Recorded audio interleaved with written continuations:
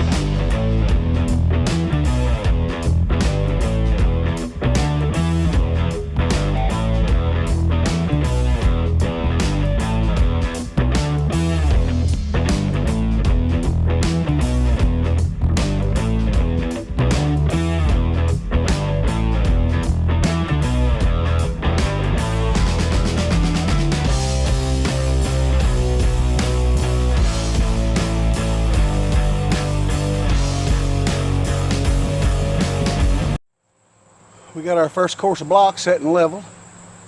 I'm gonna let that finish setting up, and when it cools off this evening, we'll start back on it again. It's just too hot.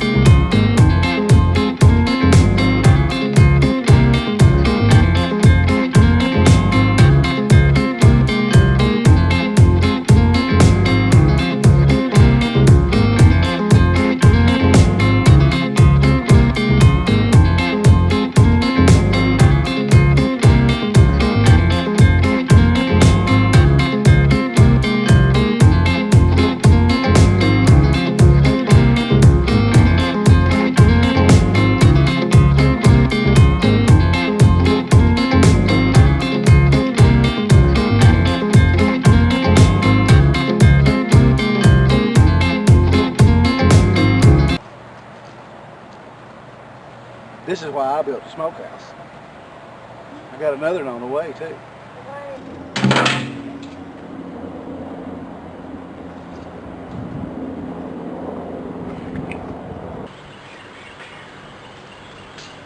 She's smoking. We got smoke coming out. We got the firebox roller in the back. Today has been day number 9, and I'm done with it.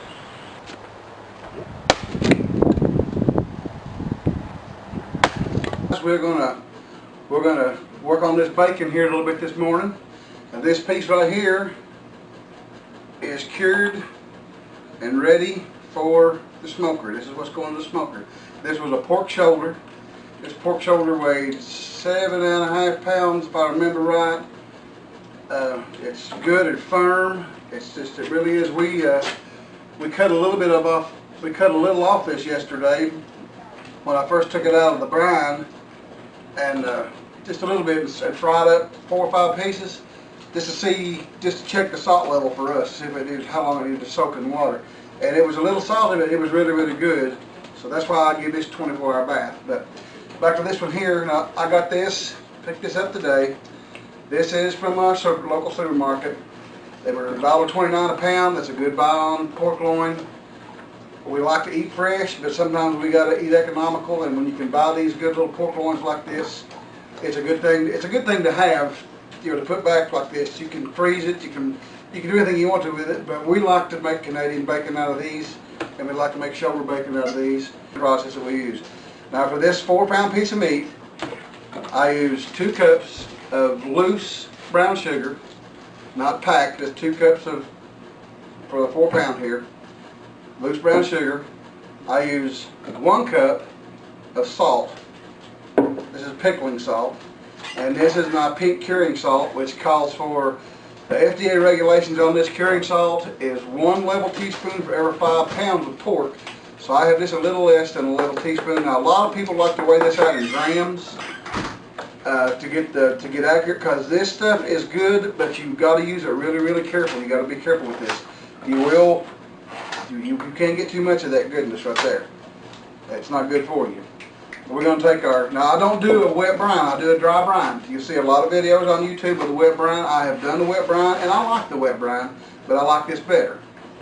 It seems to me like that I get more of my sugar and salt in my meat, but you know, that's just my personal preference. Now, you can use a wet brine, but I put in I just shake my 2 pounds of brown sugar, 2 cups, excuse me, of brown sugar in, my cup of pickling salt, and then I take my Prague powder here, and I pour it into this little mixture here. Now what this is 1 teaspoon of red pepper flake, 1 teaspoon of black pepper ground. Now, Nancy likes it with a little bit of spice to it, so that's what we do with this. It does not take much. And I'm just going to shake this out. That Prague powder will get distributed out in this. And then we take this and just fluff it up, mix it up, take your fingers, just really mix it up, get in there. The sugar is going to penetrate this meat just like the salt. The salt is going to pull all the moisture out. And the reason I like the dry brine, or the dry rub, is because of the fact that it does pull the moisture out, and I can see it. I've used the wet, it works just as well, but what you see whenever you're at the end of your 8th day on this right here, and this is, I go 2 days a pound on the curing.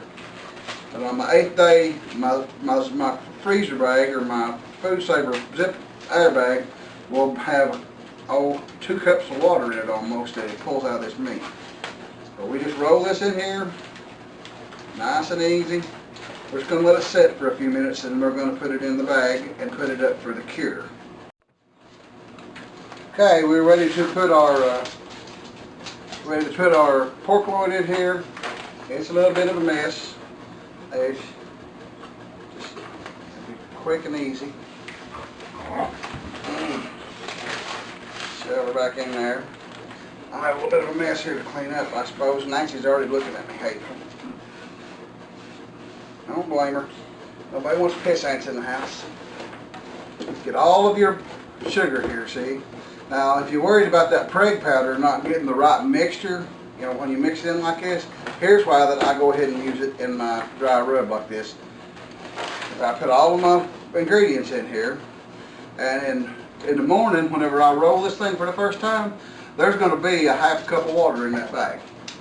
So every day when I roll it, I just keep rolling my preg powder, and it keeps it taken into the meat, the curing salt, preg powder rather, whatever you want to call it, is where you get your kind of your red dye color in your bacon, and it kind of keeps you from getting botulism. You know, it kind of kills all those bacteria and stuff in there, but you really got to be careful with that preg powder now, guys, I'm telling you.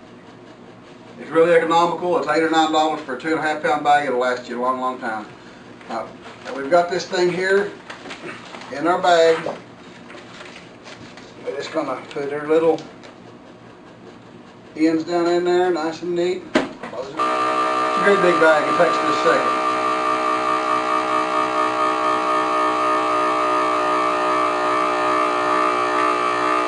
That's all I want. I don't want it to pull a total vacuum inside there. I just want it to get down and seal good. I still got a little room in there. This is going to be sealed. It's going to be good and airtight. It's not going to leak in my refrigerator. It's not going to get anything in it. But this is. I wish that I had showed this one on a video. As a matter of fact, I did show this one on a video, but I lost everything I had on my camera, so I'm kind of having to play catch up with all my videos here. I lost everything that I had. But we're sealed, guys. It can't come out. It can't leak. And all of our dry rub in there is already starting to get wet, where that is pulling all the moisture out of that. I'll set that in here, and in the morning I'll flip it over. Now, one good way to do this is I'm not going to do it right here, but I'm going to do it when I get over there, is make you an X on one side of the bag. That way you know from day to day which is how you're rolling it. And then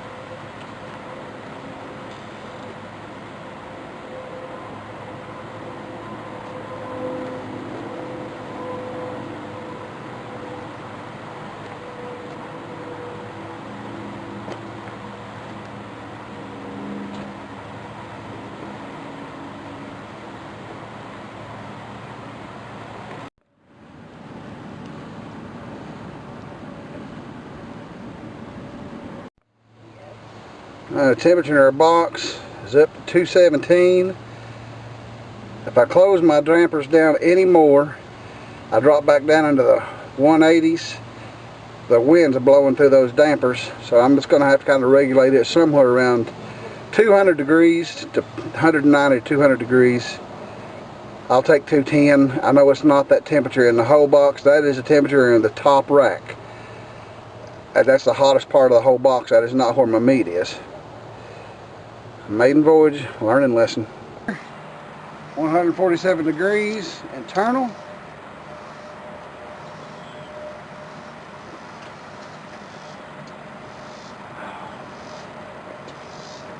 This bigger one here, 145 degrees internal. I'm going to let that cool just a little bit, finish cooking off on the inside, and slice it. They're smelling. Smell like sugar. Here's this buckboard bacon. Sliced it off pretty thick with a knife. Got about 1.5 pounds there. Slice it thick, country style. Fixing to fry this up for supper.